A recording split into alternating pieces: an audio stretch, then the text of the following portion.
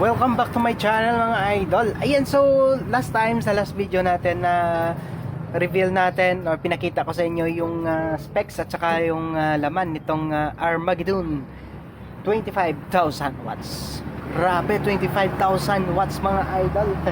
Ayan, so meron lang ako nakalimutan pala no, na gusto kong ano sa inyo, paabot na si Armageddon.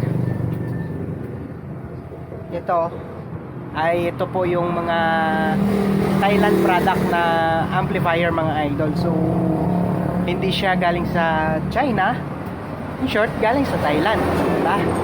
So papakita ko sa inyo kung bakit no, yung amp na to ay from Thailand or mga design na ginagamit ng mga sound addict dun sa Thailand no. Kung mapapansin natin, makikita natin sa mga video ng mga Thailander. So, yung mga amplifier nila na ginagamit ay ganito. So, una-una, ipapakita ko sa inyo yung kung paano yung mga Thai amplifier, kung ano yung mga design nila. So, mga idol, so mapapansin natin yung mga Thai amplifier or Thailand amplifier ay meron siyang ano dito, yung sa mga lead indicator nila na ginagamit ay naka VIO meter no. Yan. So VIO meter siya. Yan. Tapos yung yung case, yung front panel niya, so magkaiba yung design. So unlike sa mga China amp na mga CA series no.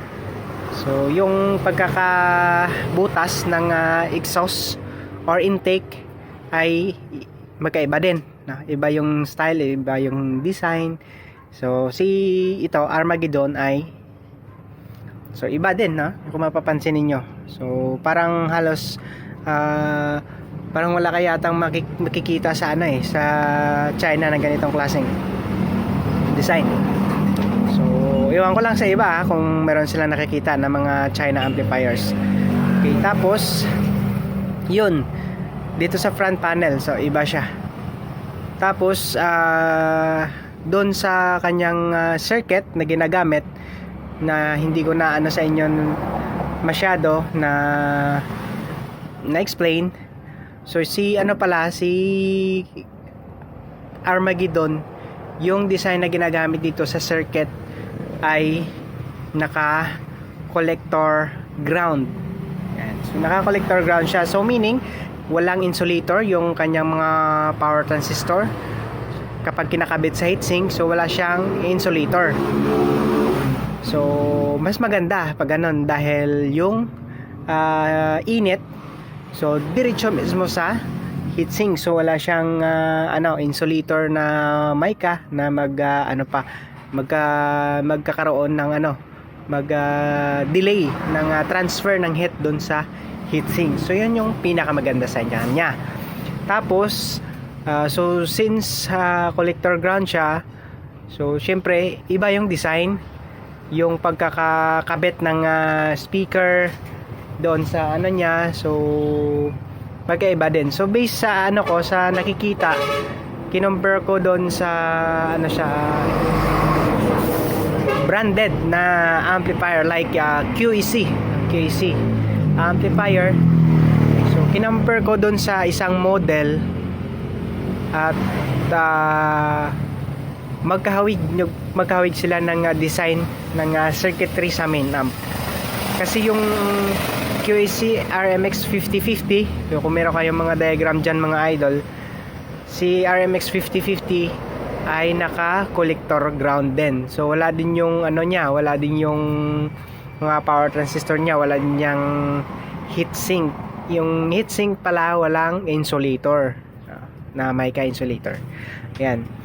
And then so yung mga collector ground na mga design ng amplifier mga idol, hindi na yan bago, no? Hindi na yan bago. So sa yung mga QEC, tulad sinabi ko kanina, si QEC matagal na yan mga idol lumabas sa market. Matagal na yan. So ito, bali mga na siguro to, mga upgrade version Kasi yung mga QAC dati ng RMX 550, maliit lang naman yun. Di naman yung gumagamit ng mga matataas na voltage ng transformer. So maliliit. So ito, mga upgrade version na ito. So isang isang brand na common dito sa atin sa Pilipinas at saka galing sa China na naka-collector ground din, yung mga Fit series dati ni Live. Yon. Naka-collector ground yung ibang mga model nila. So mga Fit series dati ng Live. Ayan. So hindi na bago, no? Hindi na bago sa atin yung ganong klaseng mga design, kasi meron nang lumalabas na dati yung mga branded at saka yung local brand natin na amplifier. So meron nang lumabas dati. So ito, since ibang factory, ibang country galing, so syempre yun yung ginagamit nila ayun ay commonly collector ground. So sa atin kasi yung common na ginagamit natin dito galing sa China, halos lahat ng mga amplifier na galing sa China ngayon ay yung output ay collector, no? Collector out yung tinatawag nila, naka-collector out. So pag ganon, yung power transistor nun meron pang insulator, mga idol. So yun. So same sa yung differential na ginagamit ay IC din. So ito magkaiba. IC din pala, pero yung yung magkaiba yung number or model ng IC na ginagamit. So yung ibang mga amplifier or yung nila, yung dating model ng Najator, yung IC na ginagamit yan, mga idol, ay JRC 5532. So 5532 na mga OP amp yung differential na ginagamit. So ito, yung OP amp na ginagamit dito sa differential ay TLO82. So kung i-search natin si TLO82 compared to GRC 5532, si GRC 5532 ay most lang siya, common OP amp lang siya, no? Kung OP amp, unlike si TLO082 ay nasa JFET, no? JFET IC. So Texas Instrument, so ibig sabihin yung manufacturer niya Texas Instrument. So pero compare natin yung sa GRC 5532, yung pin out ay the same. So halos the same lang sila ng pin out. So wala kang pagkakaiba sa pin out. Okay, so yun. So pwedeng ipalit si yung Gladiator 10K, pwede nating palitan ng IC na ginagamit nito. Okay, para at least na mas maganda yung pagpo-produce ng sound, mas quality, unlike sa 5532. So ito magkaiba yung ng delivery ng tunog. So ayan, so okay to, mga idol. Malakas siya. Kung napanood niyo yung unang vlog natin dito, so yung secondary output ng transformer nito ay nasa 170 watt. So kung tutusin, mas malakas pa to sa Gladiator 10K. Yan, mas malakas siya. Pero yung lang, yung bigat compared to Gladiator 10K, so para sa akin mas mabigat si Gladiator 10K kumpara dito. So bakit mas mabigat? Siguro napapansin ko kasi dito yung thickness ng niya, ng case, ay mas makapal yung case ni ni 10K, mas makapal compare dito.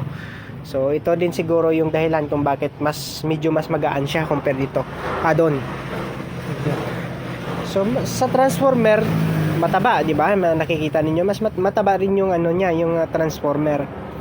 Pero yung mataba nga siya tingnan, pero yung bigat ng core na ginagamit doon, hindi natin alam kung siya, kung ilang kilo yung core na ginagamit sa transformer nito.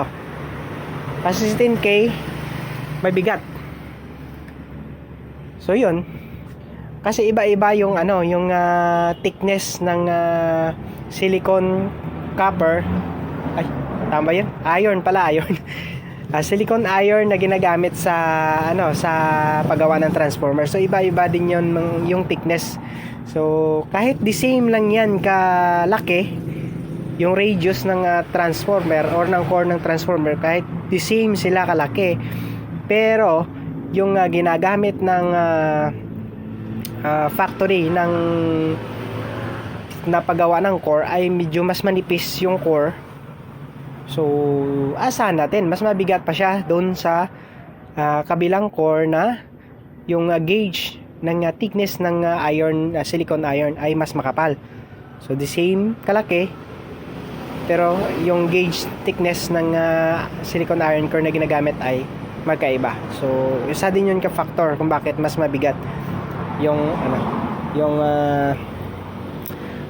Gladiator 10K. Tapos yun, so yun lang siguro. Ayan, so ayan mga idol, so I hope na mas nagugustuhan ninyo, kasi sabi ni JVS na na distributor nitong amplifier na to, mukhang i-phase out na nila yung mga Gladiator series nila. So lahat ng ipapalabas nila ay ganitong klase na. So in short, na sila, magkakaroon talaga sila ng sarili nilang yun, topology, no, na ipapalabas na para magiging magkaiba, para magkaiba din sa mga China amp. Yan. So ayun, so Challenger Armageddon 25,000 watts. Sa bala ko umorder mga idol, kung gusto niyo umorder, pwede kayo mag-contact sa akin directly. So para makapag-usap tayo sa payment and sa shipping, no, kung ano po yung gagamitin nating shipping. Okay, but anyway, siyempre kung gusto ninyong umorder sa Shopee, nasa Shopee store din to ng JBS.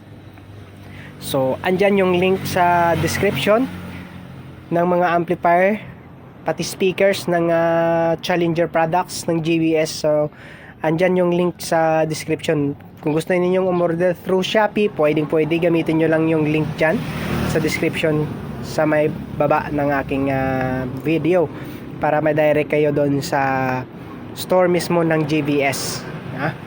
Ayan, so yun, para at least kung gusto niyo medyo mas convenient para sa inyo. Pero kung gusto niyo yung dumaan sa akin, walang problema yan mga idol. So tulad nito, diba, sa akin siya umorder, so i-deliver ko pa yan within Panay or within Iloilo, no, jurisdiction ng Iloilo. So libre po yung delivery ko. Kahit nga doon sa Antique minsan na merong umorder sa akin, so pinapadala ko yan. So ganun tayo ka maasahan.